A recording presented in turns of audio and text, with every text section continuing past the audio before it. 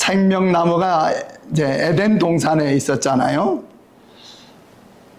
근데 이 성경 전체를 보면 생명나무에 대한 기록이 창세기에 3번 나와요. 창세기 몇 번 나온다고요? 3번 나오고. 그 다음에 성경의 첫 책이죠. 창세기는. 그래서 우리가 잘 아는 대로 이제 1장, 2장은 창조에 대한 말씀이 나오고 3장에 이제 뱀이 나타나잖아요. 사단이 등장해서 인류를 타락시킵니다.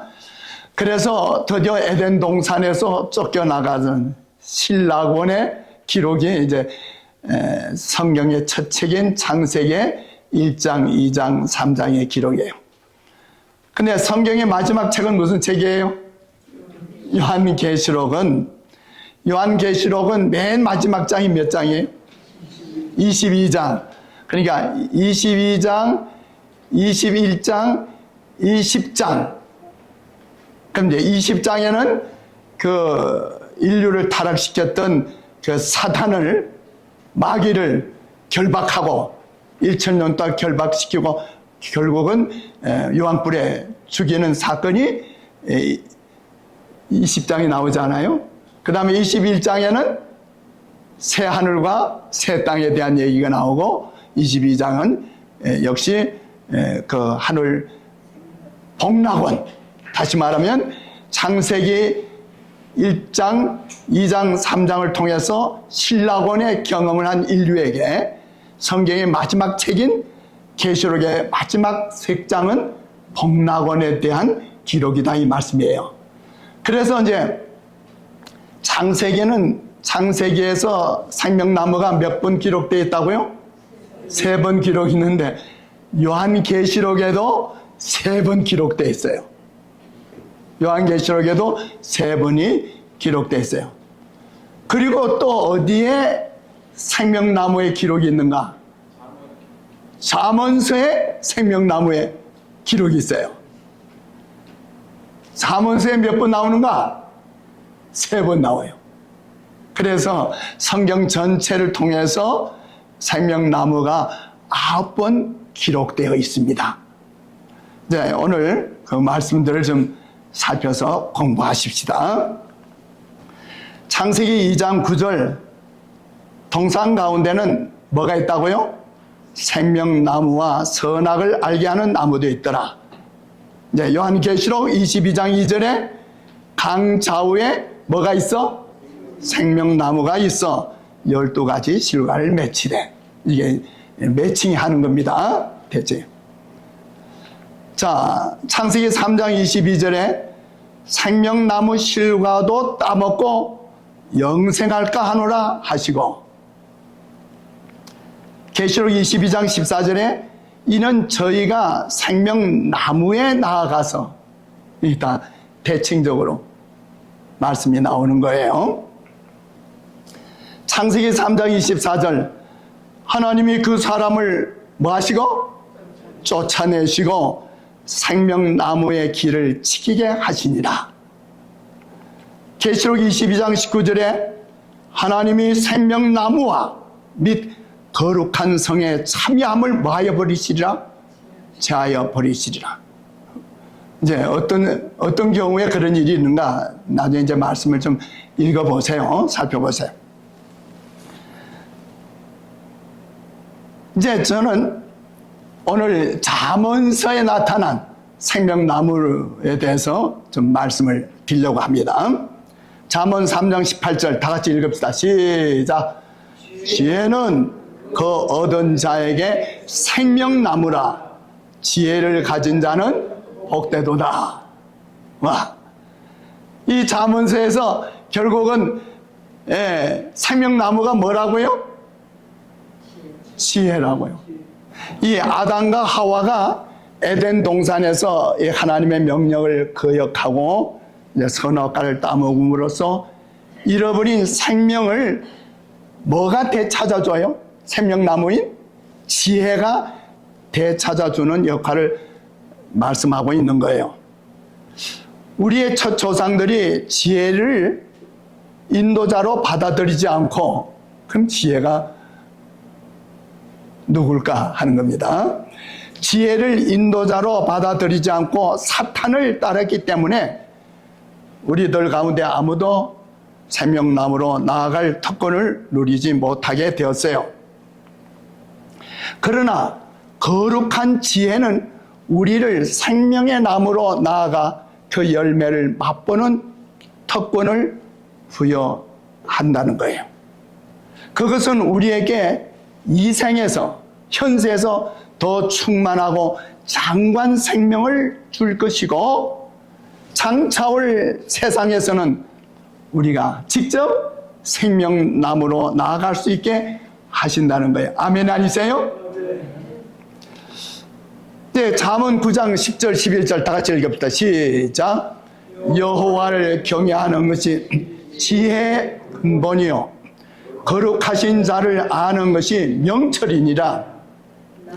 나 지혜로 말미암아 내 날이 많아질 것이요 내 생명의 해가 더하리라.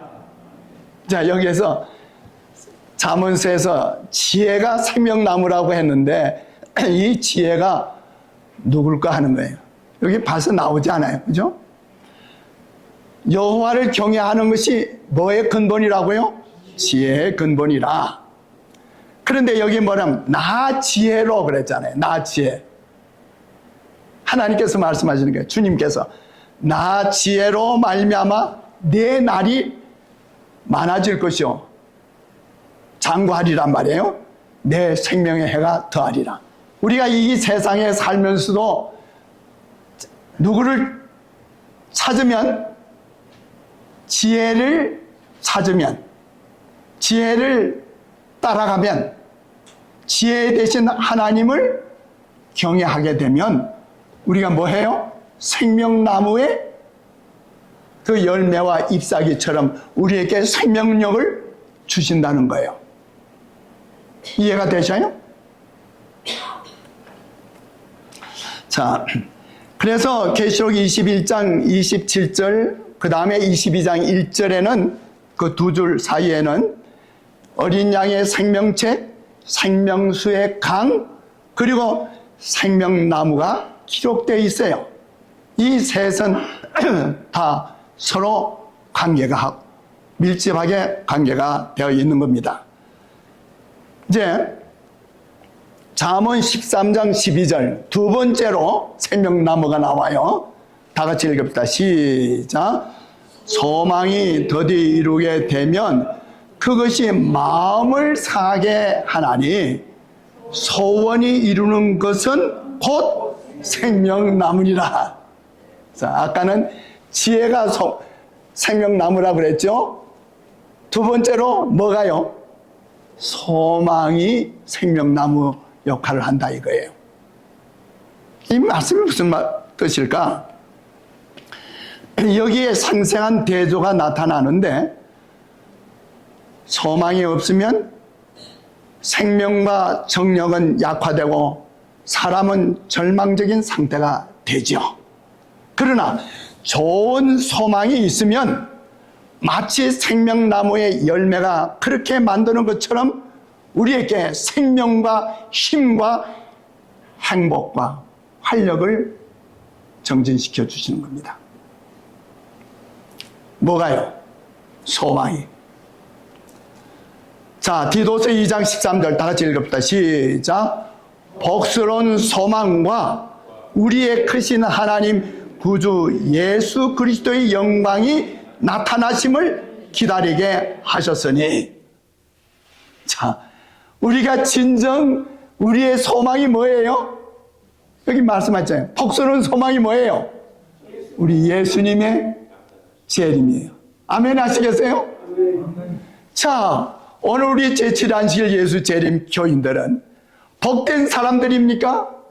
복된 소망을 가지고 있습니까? 이 소망이 뭐라고 그랬어요? 생명나무라고 그랬지 않았어요? 오늘 우리 제7안식일 예수 재림 교회는 뭐가 있어요? 생명나무가 있어요. 생명나무가. 자, 지혜가 생명나무입니다. 우리 지혜 되시는 예수님이 우리의 생명나무가 되죠. 그 다음에 두 번째 뭐예요? 예? 소망이 생명나무가 돼요. 자, 이제 세 번째로 잠언 15장 4절 다 같이 읽읍시다. 시작. 올량한 혀는 곧 생명나무라도 패리한 혀는 마음을 상해 하느니라. 세 번째로는 우리의 올량한 혀가 생명나무래요. 송 집사님, 뭐가 생명나무라고요? 우리의 혀가, 혀는 혀인데 어떤 혀가? 올량한 혀가 생명나무라고 그래요. 저는 이 말씀들을 살펴보면서 정말 놀람을 금할 수가 없어요.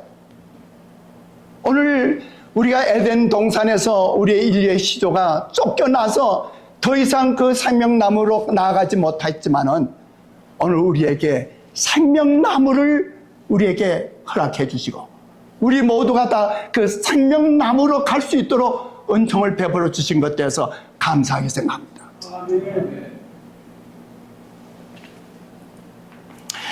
이 패려한 혀, 이게 무슨 말이에요? 패려한 혀로 우리의 마음과 몸은 상처를 받게 됩니다. 가시가 돋친 언어는 때때로 열해 동안 마음을 괴롭히고 정신적, 육체적 힘을 약화시키고 영적인 생활을 망쳐버립니다. 제가 뭘 하다 보면 가시가 찔려요. 근데 그 가시가 이 선인장 가시 찔러보셨어요? 그래요. 선인장이 조심해야 돼요. 그죠? 근데 선인장을 다루고 난 다음에, 열매를 다루고 난 다음에 가시가 있는데 눈에 보이지도 않아요. 그런데 그게 아무래도 잘 빠지지도 않고 얼마나 오래 가는지 몰라요. 아주 고통스러워요. 우리의 언어가 이 가시 돋친 말들을 패려한 혀를 통해서 나온다는 사실. 반면에 올량한 혀가 뭔가 원문에서는 치료하는 혀라 그랬어요. 무슨 혀라고요? 치료하는 혀. 자, 우리의 혀가 가시가 될 수도 있고 우리의 혀가 치료의 혀도 될 수 있다 하는 그 말씀이에요. 그래서 우리의 상처들을 치료하고 상실한 마음을 회복시킵니다. 그러므로 올량한 혀, 바로 우리 입을 통해서 나가는 치료하는 말은 생명나무다. 아멘 하시겠어요? 이해가 되셔요? 그럼요. 잠언 16장 28절 다 같이 읽읍시다.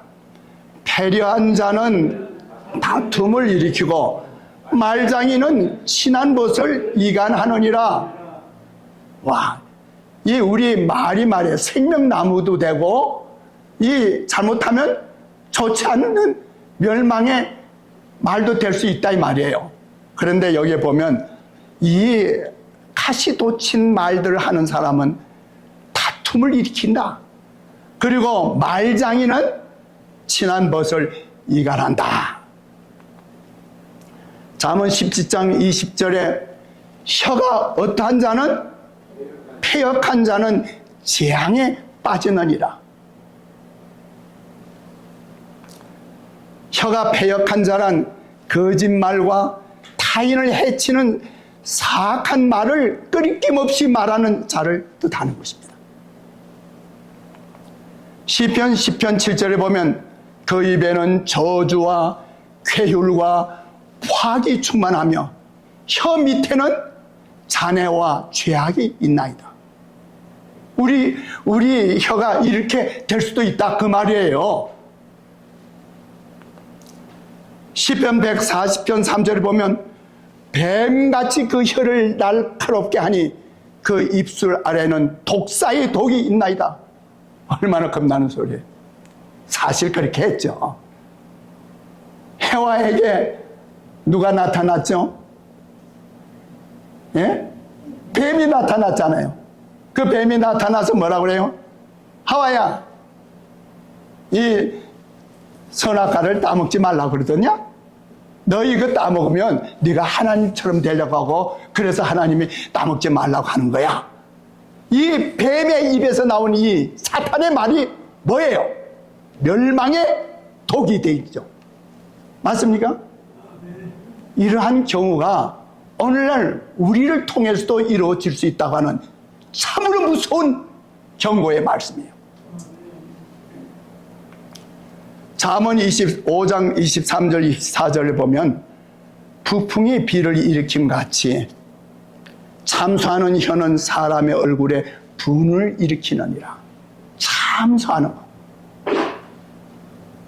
이 부풍이라고 하는 건 지중해 연안에 그게 이제 해수면이 이제 더워지면서 기온이 올라가면서 그 다음에 폭풍이 불어요. 이번에 어디처럼 멕시코만에서 그 폭풍이 일어나서 바로 허리케인이 플로리다를 휩쓸어 버렸던 것처럼 그러한 일들이 일어나는데 이게 뭐냐? 우리 입술에서 발해지는 말들로 말미암아 우리 입에서 발해지는 참소하는 말로 말미암아 그러한 일이 일어난다는 거예요. 그런데 말을 가장 많이 하게 되면 어떤 경우에 말을 가장 많이 하게 되죠? 어떤 여인과 다투는 여인과 함께 큰 집에서 사는 것보다 어디서 사는 게 낫다고요? 음악에서 사는 것이 낫다. 혼자 사는 게 나아요? 혼자 살겠습니다. 어쨌거나 이 부부끼리 상당히 말을 많이 나누게 되는데 다툼의 말을 많이 나누게 돼요. 그래요, 안 그래요?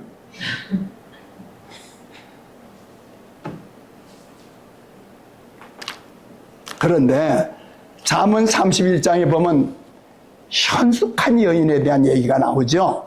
잠언 31장 10절 26절에 다 같이 읽읍시다. 시작. 누가 현숙한 여인을 찾아 얻겠느냐? 입을 열어 지혜를 베풀며 그 혀로 인애의 법을 말하며. 이 다투는 여인도 있는가 하면 현숙한 여인이 여기 잠언서에 말씀했는데 그 현숙한 여인에 뭘 강조하고 있어요? 그는 입을 열어 지혜를 베풀며 그 혀로 인애의 법을 말한다. 현숙한 여인은 어떤 문제를 해결하는 데 있어서 미련하게 말하지 않고 신중하고 합당한 말로 지혜롭게 해결합니다. 특히 그녀는 하나님의 말씀에 의지하여 말과 행동 가운데서도 친절과 겸손, 상대방에 대해 인자하고 사랑을 나타내는 모습을 나타내는 거예요. 하나님의 말씀에 의지해서 말과 행동 가운데서 친절과 겸손. 남편에게도 이렇게 하면 얼마나 좋아요. 남편에게 친절하고 좀 겸손해주고 우리 남편에 대해서 좀 인자하게 생각하고 사랑을 나타내고. 이 남자들이 나이가 많아지면요 다시 뭐처럼 된대요? 어린아이들처럼 된대요. 반면에 여자들은 나이가 들어가면서 점점 모성애가 강해져요. 그러면 어떻게 해야 돼요? 좀 남편들 좀 무시하지 말고 남편을 인자하게 대하고 사랑으로 대하고 그러면 좋아요, 나빠요? 그렇게 하겠어요, 안 하시겠어요? 아예 오늘 하나님의 말씀 생명나무에 대한 말씀을 배우면서도 키가 안 열리면 안 되죠. 잠언 21장 23절 다 같이 읽읍시다. 시작. 입과 혀를 지키는 자는 그 영혼을 환난에서 보전하느니라. 그래서 우리가 좀 입을 지켜야 된다고 하는 말씀을 이 지혜의 말씀으로 주셔요. 야고보 3장 2절에 우리가 다 실수가 많으니 만일 말에 실수가 없는 자면 곧 어떤 사람이라? 온전한 사람이라. 너희 온 몸도 굴레에 씌우느니라. 야고보 3장 8절 혀는 쉬지 아니하는 악이요 겁나요. 죽이는 독이 가득한 것이라. 이 혀는 말이에요. 배의 키와 같다고 그랬어요. 이 키는 작은 배에서 보면 가장 작은 거지만은 그 배를 막 조종을 해요. 우리 혀가 그런 역할을 해요. 혀가 불이라는 말씀도 야고보서에 나와 있죠. 베드로전서 3장 10절 다 같이 읽읍시다. 시작. 생명을 사랑하고 좋은 날 보기를 원하는 자는 혀를 금하여 악한 말을 그치며 그 입술로 괴유를 말하지 말라. 예. 생명을 사랑하고 좋은 날 보기를 원하는 사람은 참 귀한 말씀이죠. 많은 사람들이 끊임없이 남을 비평하고 비난한다. 그들은 의심과 질투와 불만을 표시하므로 결국은 자기 자신을 사탄의 도구가 되게 한다고 실물 교훈에 말씀하고 계시는 거예요. 그들이 알지 못하는 사이에 대적 마귀는 그들을 통해서 자기의 목적을 이루고 있다고요. 악담은 이중의 저주가 됩니다. 뭐가요? 악담하는 것이 이중의 저주가 되는데 듣는 자보다 말하는 자가 더 큰 저주를 받게 된다는 사실입니다. 우리가 악담을 하게 되잖아요. 그러면 악담을 하게 되면 그 악담을 듣는 자보다 누가 더 저주스럽다고요? 말하는 자기 자신이 더 저주를 받게 된다고요. 분열과 분쟁의 씨를 부리는 자는 그 자신의 심령에 치명적인 결과를 거두게 된다. 다른 사람들에게서 악을 찾아내는 바로 그 행동은 찾아내는 그 사람들에게 악을 길러준다. 이게 참 무서운 말이에요. 제가 말해요. 우리가 무슨 말을 입 밖에 내면 그 말하는 것이 내 귀에 들려서 나에게 더 영향을 미친다고 연희신에 주신 말씀이 있어요. 내가 말하는 걸 제일 먼저 누가 영향을 받는다고요? 내 주위의 사람이 아니라 내가 먼저 영향을 받는다고요. 그래서 다른 사람들의 결점을 생각함으로써 우리는 같은 모습으로 바뀌어진다. 우리가 누구에 대해서 자꾸 험담을 하잖아요. 누구에 대해서는 잘못을 자꾸 말하잖아요. 그런데 그 잘못이 나에게 영향을 미친다는 거예요. 그래서 내가 그렇게 된다는 거예요. 말하는 자가. 다른 사람들을 좋게 말하는 습관을 배양하라. 그대들과 교제하는 사람들의 좋은 특성들을 바라보라. 그리고 할 수 있는 대로 그들의 과오와 실패는 적게 보라. 우리 교회 안에서 말이에요. 우리 믿음의 형제들, 우리 가족들을 바라볼 때 이렇게 하라는 거예요. 그 형제의 부족점을 찾아 보려고 그러지 말고 그 형제의 좋은 점을 발견하도록 하라는 거예요. 아멘 하시겠어요? 어떤 사람이 말하고 행동한 것에 대하여 불평하고 싶은 유혹을 받게 되거든 그 사람의 생애나 품성에서 무엇인가를 찾아서 뭐 해줘라? 칭찬해줘라. 내가 어떤 형제에 대해서 좀 미움이 가요. 그 형제에 대해서 뭐 좀 못마땅한 생각이 들어요. 그래서 그 형제에 대해서 불평하고 싶은 마음이 생기면 그 형제의 어떤 좋은 점을 찾아서 뭐 해줘라? 칭찬해줘라. 근데 그 부인이 찾아와가지고 먼저 뭐라 하기를 제 난 남편이 말해요. 이래 가지고 도무지 못 살겠어요. 마음이 맞지 않아요. 도무지 못 살겠어요. 어떻게 할까요? 이혼할까요? 어떻게 할까요? 이제 그 상담을 하는 거예요. 그때 그 상담사가 그래요. 그러면 그 남편이 뭐 때문에 그러냐고 그런지 먼저 그 부인이 말하는 걸 다 이제 좀 몇 자 적더니 이제 당신 다음에 한 주 후에 다시 저를 만납시다. 근데 이번에는 그 남편의, 그러면서 이제 상담사를, 그 남편이 참 몹쓸 인간이네요. 아유, 어떻게 그런 인간이 있어요? 어떻게 그런 사람하고 어떻게 지금까지 그래 20년 동안 살았어요? 예를 들면.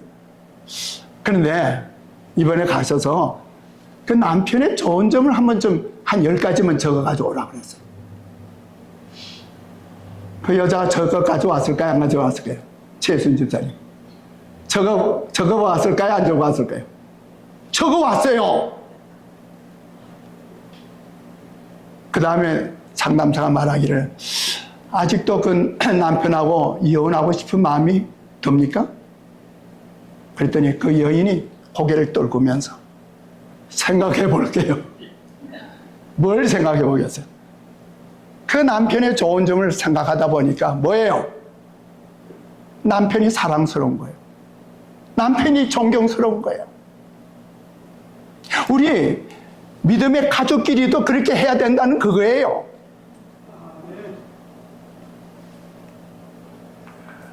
우리가 다른 사람의 잘못을 고쳐주고자 할 때는 특별히 우리의 말을 조심해야 한다. 이 교회 목사나 장로, 우리 지도자들에게 주시는 말씀이라고 생각해요. 그 말들은 생명으로 쫓아 생명에 이르는 향기가 될 수도 있고 사망에서 사망에 이르는 냄새가 될 수도 있다. 많은 사람들은 남을 책망하고 충고할 때 날카롭고 가혹한 말을 할 뿐만 아니라 상한 심령을 고치는데 합당치 못한 말을 한다. 이러한 서투른 말을 함으로 상대방의 정신을 격분시키고 허니는 상대방에게 도리어 반감을 일으키게 한다고 실물 교훈에 말씀하셨어요. 어떤 교훈을 물론하고 책망은 뭘로 해야 한다? 사랑으로 해야 한다. 이 부모들이 자녀들한테도 하는 것이 같은 원리예요. 그래서 자녀들 하는 거 보면 그냥 어떨 때는 나가 죽으라 벨소리 하는 부모도 있죠. 그거 안 되죠. 그렇게 할 때 우리의 말은 상대방을 감화시킬 것이며 화나게 만들지 않을 것이다. 그리스도께서는 당신의 성령을 통해 능력을 주신다. 이 일은 그가 하시는 일이다. 그 이율곡의 어머니 신사임당 아주 좋은 일화가 있어요. 신사임당, 이 율곡도 어릴 때 아주 말씀 뿌리기였어요.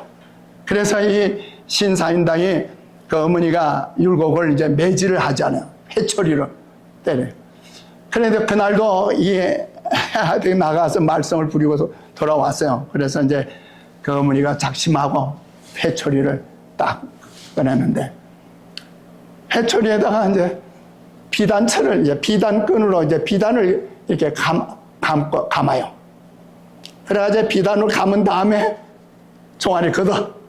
그러고서 이제 회초리를 했어요. 나중에 이 열고기가 울면서 때리면 그냥 때리지 왜 거기에 회초리에다 비단을 감아서 때리냐고. 그랬더니 아들아, 네가 행한 나쁜 것에 대해서는 내가 너를 매질을 하지만 회초리를 하지만은 너는 나에게 귀한 아들이야. 너의 귀중한 소중한 아들을 내가 어떻게 이 못생긴 회초리를 널 때릴 수 있니? 그래서 내가 비단을 감는 거야. 그리고 비단을 감으면서 내 마음을 스스로 감정을 다스리는 거다. 참 지혜로운 여인인가요? 네, 아마 그 잠언 31장에 있는 그 현숙한 여인과 비등한 여인이라고 생각할 수 있죠. 마태복음 12장 36절에 내가 너희에게 이르노니 사람이 무슨 무익한 말을 하든지 심판날에 이에 대해 신문을 받으리라. 우리의 나가는 말 참 그냥 나간다고 끝나는 게 아니에요. 이 무익한 말이란 쓸모없는 아무 효과가 없는 또는 부주의한 때로는 해가 되는 이런 말이라는 뜻이에요. 주님께서는 이런 말들에 대해서 하나님께서 결코 심판날에 그것을 간과하지 않으시겠다고 말씀하시는 거예요.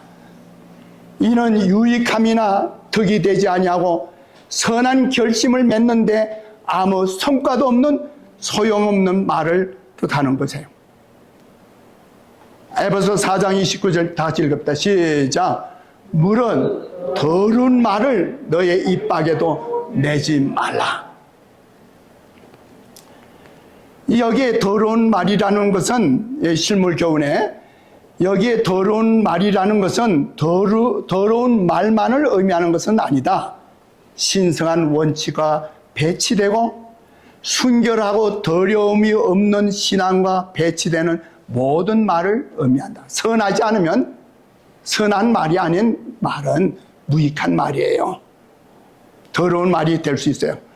그리고 이 더러운 말은 암시적으로 말하는 불순한 말, 은근한 비평을 암시하는 말들을 포함합니다. 이러한 불순한 말이 적시로 배격되지 않으면 그것이 큰 죄를 범하도록 이끈다고 그랬어요. 독일의 위대한 시인이고 극작가고 소설가인 또 철학가인 괴테, 여러분 아시죠? 이 괴테 집에는 많은 사람들이 종종 모여와서 서로 담화를 나누곤 했어요. 그런데 괴테는 그 사람들에게 말하기를 다음같이 말했어요. 여러분, 휴지를 흘리는 것은 괜찮습니다. 그러나 남의 흉이나 음담 폐설을 흘리는 것만은 하지 마십시오. 그런 더러운 말들은 모두 주워 가십시오.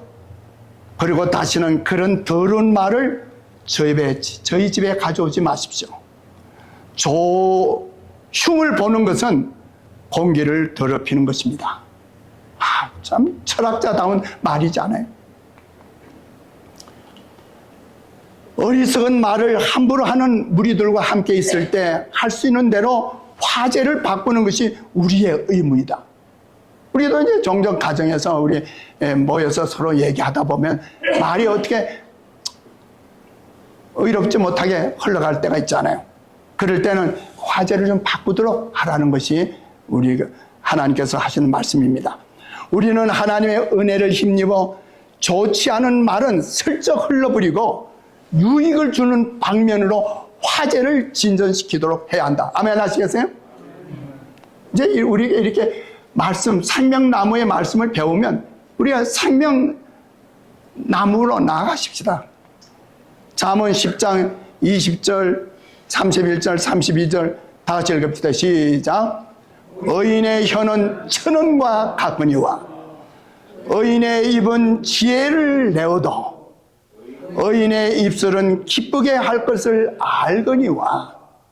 우리가 의로운 입술이 되고 의로운 혀가 되어야 되겠죠. 이 아름다운 자연은 오늘도 자동차를 타고 가면서 근데 오늘따라 참 날씨가 좋아요. 공기도 맑고. 근데 여기 15분 도로에서 올라오는 그 경치가 보통 경치가 아니에요. 그렇죠? 변장로님. 경치가 좋죠? 그런데 이 아름다운 자연은 주님의 말씀으로 짜여진 아름다운 옷입니다. 마찬가지로 우리의 말들은 옷감을 짜는 실과 같습니다. 우리가 어떤 실로 짜느냐에 따라 우리의 인생의 옷은 달라질 수 있습니다. 친절한 말, 바른 말, 사랑이 담겨있는 말들은 우리의 인생과 품성을 밝게 꽃피우는 것과 같습니다. 잠언 12장 18절 19절 읽읍시다. 시작. 지혜로운 자의 혀는 양약 같으니 진실한 입술은 영원히 보존되리라. 예, 여기 아까 올량한 혀라고 그랬잖아요. 이 올량한 혀가 양약, 치료하는 말을 바라는 거예요. 이 병으로 빈사 상태에 빠진 한 소년이 있었어요. 이때 한 성직자가 그 병실을 방문했는데 그는 병실에 들어서자마자 그 소년의 머리에 손을 얹고 얘야, 하나님이 너를 사랑하신다 라는 한마디 말로 위로했어요. 그리고 그는 병실을 떠났어요. 그러나 그가 병실을 떠나자 바로 기적적으로 그 소녀는 정신이 돌아갔고, 그 소녀는 집안 사람들을 향해 하나님이 나를 사랑하신대요. 그러고서 깨어났어요. 참 올라간 혀는 생명나무와 같아. 예? 양약과 같다고요. 오늘 우리 재림 성도들이시오, 우리 그리스도인들이시오, 우리 하나님의 자녀들이요, 우리 입에서 나오는 말은 무슨 말이 되어야 할까요? 올량한 말, 치료하는 말, 양약과 같은 말. 아멘 하시겠어요? 이제 우리 인생의 세월이 얼마 남지 않았죠. 우리 이제부터 결심합시다. 우리 입에서 나가는 말은 양약이 돼야겠다. 우리의 혀 때문에 사람들은 기뻐할 수도 있고, 고통을 없앨 수도 있고, 상처받은 마음을 치료할 수도, 시리에 빠진 자에게 용기를 줄 수도 있습니다. 우리의 혀는 단물과 썬물을 모두 내는 샘과 같아요. 그것은 축복을 하기도 하고 때로는 저주를 바라기도 해요. 하나님께 감사와 찬양하기도 하고 때로는 불평과 원망의 말을 할 수도 있어요. 잠언 16장 23절 24절 읽읍시다. 큰 소리로 시작. 지혜로운 자의 마음은 그 입을 슬기롭게 하고 또 그 입술에 지식을 더하느니라. 선한 말은 꿀송이 같아서 마음에 달고 때에 양약이 되느니라. 얼마나 귀한 말씀이에요. 우리의 선한 말은 경우에 합당한, 참 이 아름다운 말은 아름다운 언쟁반의 큰 사과와 같다고 잠언서에도 말씀하지 않았어요? 지혜로운 사람은 자신의 생각을 말로 나타낼 때 상대방의 생각하는 바를 고려하고 좀 더 적절하고 설득력 있는 방법으로 표현해야 합니다. 이러한 태도는 상대방과의 원만한 관계를 유지하게 하고 그 자신의 언변과 지혜를 더욱 돋보이게 합니다. 이처럼 지혜로운 말이 우리의 서로와의 관계에 끼치는 실제의 영향은 실로 대단한 것입니다. 선한 말이란 즐거움을 느끼게 해주는 말 또는 위로의 말을 뜻합니다. 그 말을 듣는 사람이 기쁨을 얻을 수 있는 유익한 말은 자신이나 타인의 지치고 피곤한 육체와 영혼을 위로하고 힘을 주게 되는 거죠.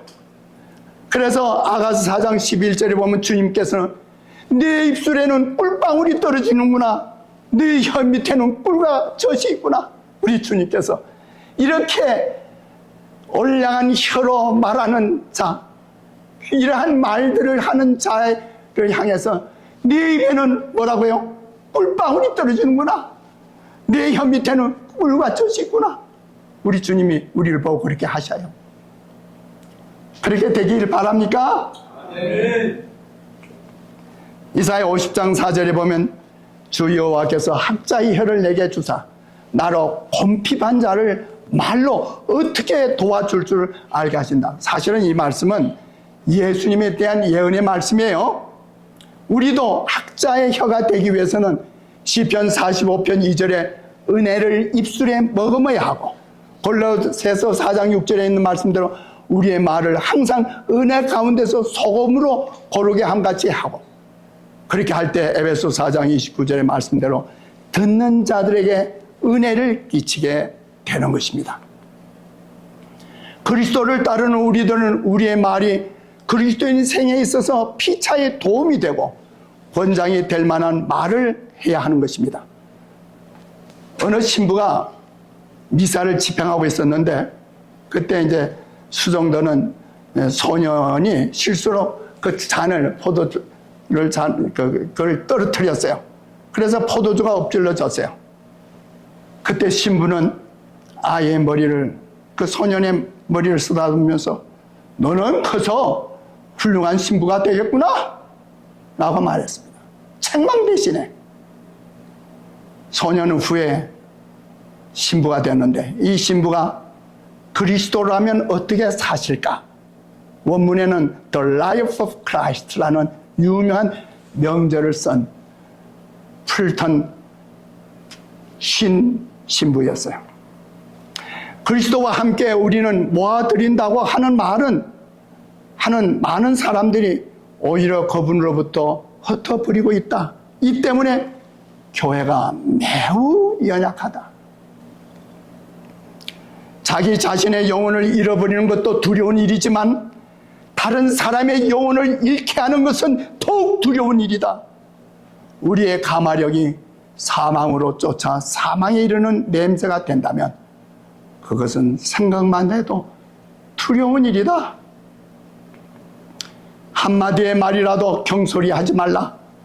험담과 경솔한 이야기와 참을성 없는 원망과 불순한 암시가 그리스도를 따르는 자의 입술에서 흘러나와서는 안 된다. 시편 141편 3절 다 같이 읽읍시다. 큰 소리로 시작. 여호와여 내 입 앞에 파수꾼을 세우시고 내 입술의 문을 지키소서. 누가 한 말이에요? 누가 한 기도예요? 다윗이 말하기를 하나님 내 입에 파수꾼을 세워주세요. 그래서 내 함부로 말하지 않게 해주세요. 이 기도가 오늘 우리에게 필요한가요?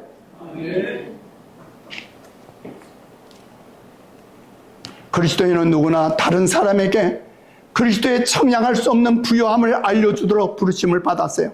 그러므로 그리스도인들은 결함이 없이 말할 수 있도록 힘쓰는 자가 되어야 해요.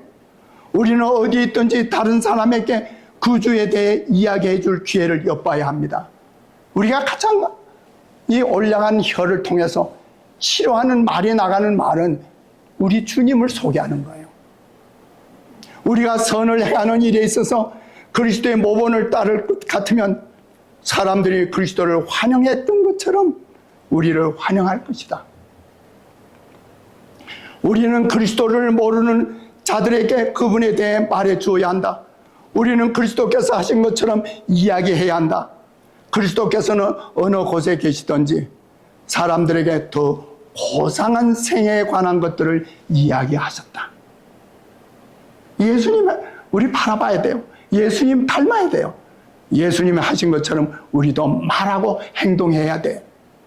우리가 그리스도에 대해 이야기할 때 조급하게 할 것이 아니라 하나님의 사랑에서 흘러나오는 지혜로서 말해야 한다. 이런 우리가 우리의 말의 재능을 사용할 수 있는 가장 고상한 사업이라고요. 우리는 완전한 모본이 되시는 예수님을 바라봐야 합니다. 우리는 성령의 도움을 받기 위해 기도해야 합니다. 성령의 능력으로 우리의 혀를 잘 훈련해서 생명나무가 되도록 하십시다. 아멘. 그렇게 되면 우리의 말 가운데 사람들 그리스도께로 인도할 능력을 갖게 되는 것입니다. 시편 12편 6절에 여호와의 말씀은 순결하며 흑도가니에 7번 연단한 은같도다. 그래서 우리가 하나님 말씀을 자꾸 우리 입에서 나오도록 해야 돼요. 하나님의 말씀은 순결하고 흑도관에서 연단된 은과 같다고요.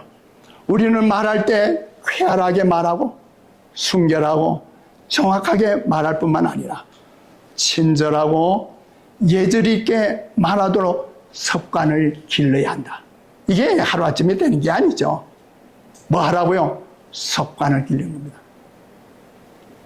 우리의 생각은 행동을 낳게 되고 행동이 거듭되면 우리의 바로 습관이 되고 거기에 드디어는 품성이 되죠.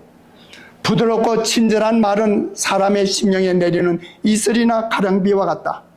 예레미야 15장 16절에 주의 말씀은 내게 기쁨과 내 마음의 즐거움이다. 그러므로 우리의 입을 통해서 나가는 말이 상대방에게 기쁨을 주고 즐거움을 줘야 된다. 그 말씀이에요. 요한복음 1장 14절에 말씀이 육신이 되어 우리 가운데 거하심에 우리가 그 영광을 보니 아버지의 독생자의 영광이요 은혜와 진리가 충만하더라. 우리의 입으로 통해서 나가는 말이 은혜와 진리가 될 때 우리 주님께서는 영광을 받으십니다. 예수님을 바라보고 그분의 사랑과 완전한 품성에 대해 말함으로써 우리는 그분의 형상으로 변화된다. 그분께서 우리 앞에 놓아주신 고상한 이상을 명상함으로써 우리는 순결하고 거룩한 분위기로 끌려 올라가 마침내 하나님께서 계신 곳까지 이르게 된다. 오늘 주부에 실린 말씀이죠. 그 주부 가져가서 집에서 다시 한번 좀 명상하시면서 읽어보시길 바랍니다. 제가 이 성경절 보고서 말씀 마치겠습니다. 다 같이 큰 소리로 계시록 22장 14절 시작. 이는 저희가 생명나무에 나아가며 문들을 통하여 성에 들어갈 권세를 얻으려 함이로다. 너의 혀를 길들여서 노한 말을 금하고 좋은 말만 가려 써서 질 수 없게 하여라. 주 말씀하기를 계명을 쫓아서 서로 사랑하라 하셨네. 계명을 쫓아서 서로 섬기며 서로 사랑하여라. 친구 간의 우애함은 순결하고 귀한데 순간적인 실수로서 마음에 상처 입히네. 주 말씀하기를 계명을 쫓아서 서로 사랑하라 하셨네. 계명을 쫓아서 서로 섬기며 서로 사랑하시네. 형제 간의 노한 말이 마음의 아픔 주나니 한마디의 노한 말로 절교함에 이르네. 주 말씀하기를 계명을 쫓아서 서로 사랑하라 하셨네. 계명을 쫓아서 서로 섬기며 서로 사랑하라.